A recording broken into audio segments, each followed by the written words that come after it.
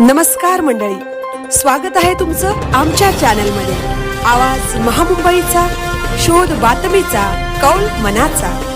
चला तर मग आमचे चॅनल लाईक करा, शेअर करा आणि सबस्क्राइब करा। धन्यवाद। डॉक्टर नानासाहेब धर्माधिकारी यांच्या जयंतीनिमित्त रेवदंड्यातील भव्य स्वच्छता अभियान यशस्वी। 20.3 टन कचरा गोळा, 1097 सदस्यांचे श्रमदान।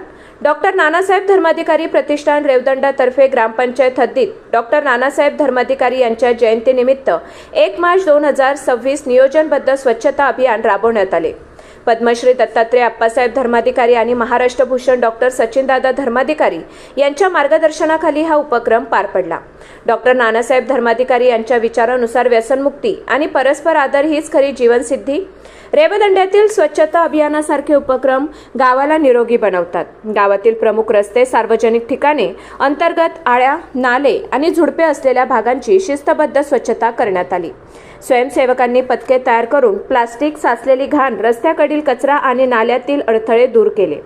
यशाची आकडेवारी अभियानादरम्यान तब्बल 20.3 टन कचरा गोळा करून योग्य विल्हेवाट लावण्यात आली। एकूण 1097 सदस्यांनी श्रमदान केले, ज्यात स्थानिक ग्रामस्थांचाही उत्स्फूर्त सहभाग होता। काही ठिकाणी झाडे झुडपे कापून रस्ते मोकळे करण्यात आले, ज्यामुळे गाव स्वच्छ, आरोग्यदायी आणि मोकळे झाले। हे अभियान प्रतिष्ठानच्या वार्षिक स्वच्छता मोहिमेचा भाग असून देशभर असे उपक्रम राबवले जातात। सामाजिक प्रभाव जयंती दिनी समाज जागृतीचा संदेश कृतीत उतरला। कचरा टाकणाऱ्या नागरिकांना लाज वाटली आणि ते स्वतःहून सहभागी झाले। दुर्गंधी, रोगराई आणि डासांचा प्रादुर्भाव रोखण्यासाठी हे अभियान मिलाचे दगड ठरले।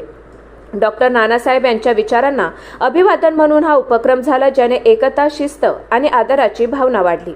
पर्यावरण संतुलन आणि सार्वजनिक आरोग्यासाठी सामूहिक प्रयत्नांचे हे उत्तम उदाहरण आहे।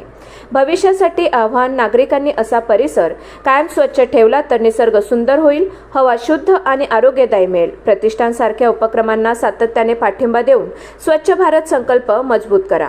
रेवदंडा गावासह महाराष्ट्र आणि भारत स्वच्छ राहावा ही जबाबदारी प्रत्येकाची। आवाज महामुंबईचा चॅनेलसाठी निलेश फुंडे, रेवदंडा।